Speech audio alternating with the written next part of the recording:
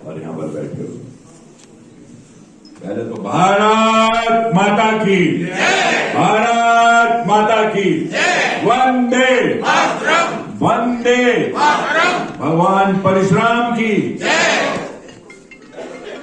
यहां पर पहले तो मैं इंद्रप्रस्थ ब्राह्मण समाज की ओर से जो ये सबको इकट्ठा करने का कार्यक्रम यहाँ रखा गया है उनका मैं बहुत बहुत अभिनंदन करता हूँ। और विशेष आग्रह पे हमारे जो योगेश पचौरी जी हैं हमारे मंच के साथ जुड़े हुए हैं, अमृता पचौरी जी ने मुझे बम्बई से इसीलिए कहा कि खासतौर से आपको आना पड़ेगा।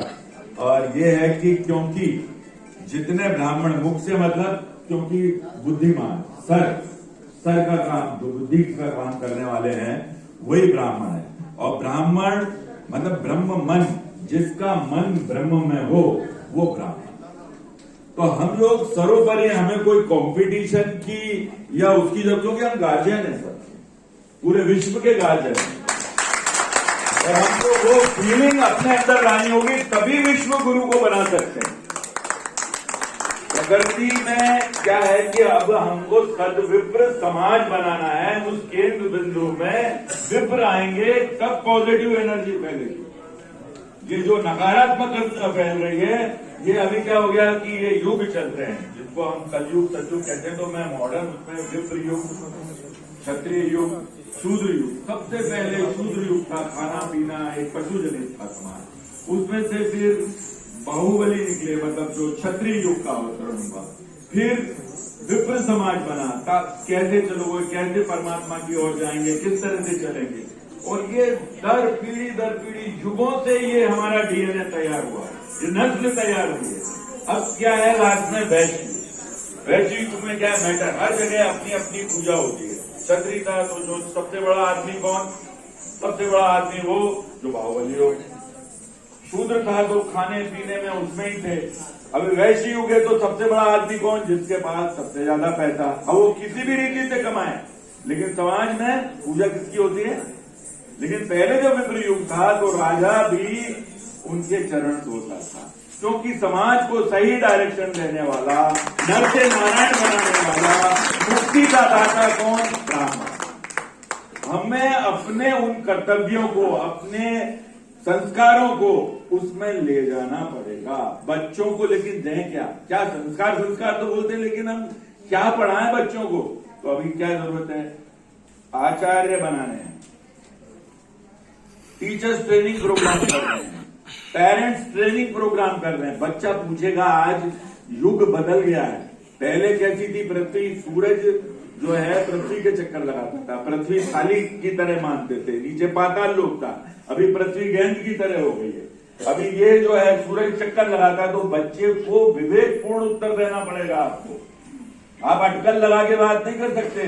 पहले हम समझ लेते, जैसे पिताजी ने कहा, दादाजी ने कहा, सुन लेते थे, जो कहते थे मान लेते।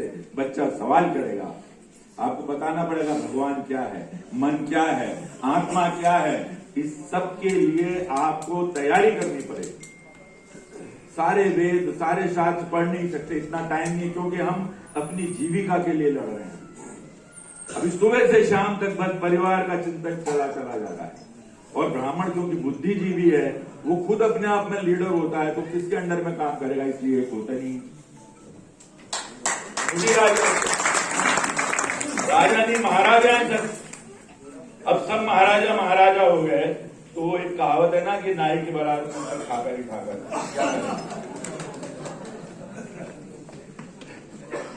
तो हम लोगों को वो करुणा भाव, तो अपने को शास्त्र पढ़ लिए।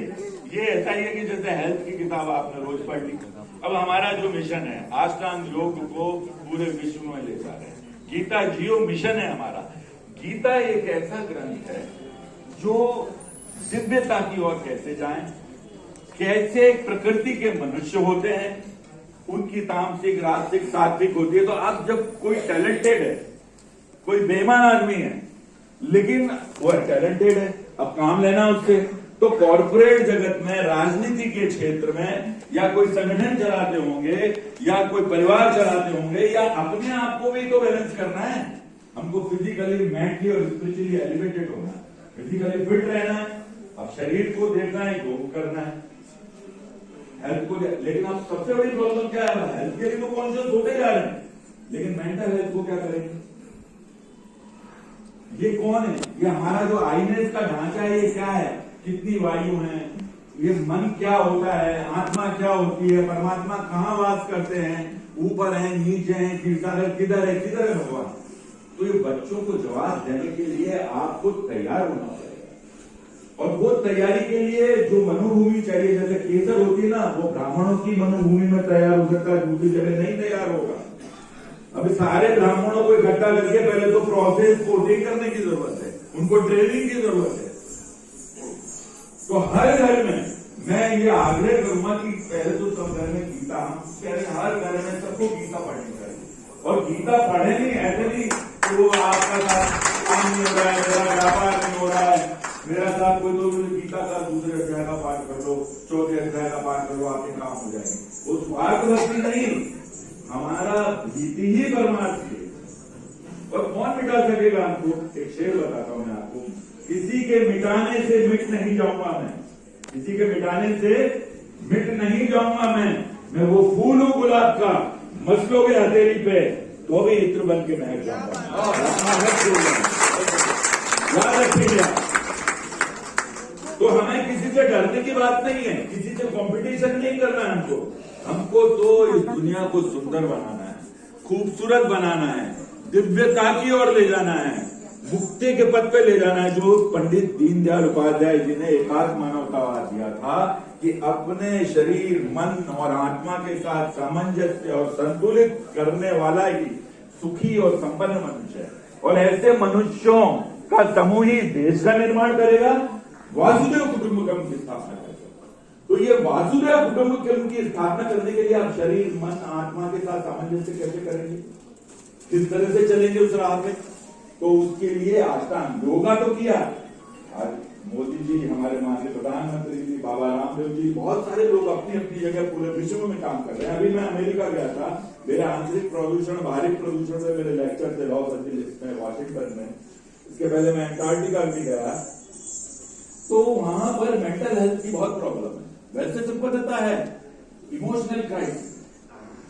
और अब इंडिया ये 10-15 सालों में जो प्रोग्रेस किया है, मतलब गर्व से लोग जो हैं इस बात को कहते हैं कि अभी इंडियन, पहले मानते नहीं थे, उनको मान सम्मान नहीं मिलता था, लेकिन आज यहां संपन्नता बढ़ती जा रही है। हर जगह आप देखेंगे कहीं भी इंडियंस भरे हुए मिलेंगे। लेकिन इंडियंस के साथ में ये जो रोल है ब्राह्मणों का, ये पूरी समाज की क्वालिटी को मेंटेन करने का काम, समाज को आगे बढ़ाने का काम ये ब्राह्मण का है। और जब तक हम समझेंगे नहीं अपने आप को कि हम गार्जियन हैं, मैं सोर्स ऑफ पॉजिटिव एनर्जी हूं, मैं उस ईश्वर की संतान हूं, मैं शपथ दिलाऊंगा आपको एकात्म मानवतावाद में थोड़ी देर में, तो वो जरूर आप उस शपथ को आत्मसात कीजिएगा। और यम, नियम, आसन, प्राणायाम, प्रत्याहार, धारणा, ध्यान, समाधि, इस पे कैसे चलेंगे? यम नियम क्या है? सत्य क्या है? क्या करें ऐसे हालत में फंस जाए? अहिंसा क्या है? आतंकवादी आ जाए तो अहिंसा, इधर थप्पड़ मारा इधर सह लें? नहीं, वीराचार की साधना करनी है। उन्होंने वीराचार की साधना सिखाई है।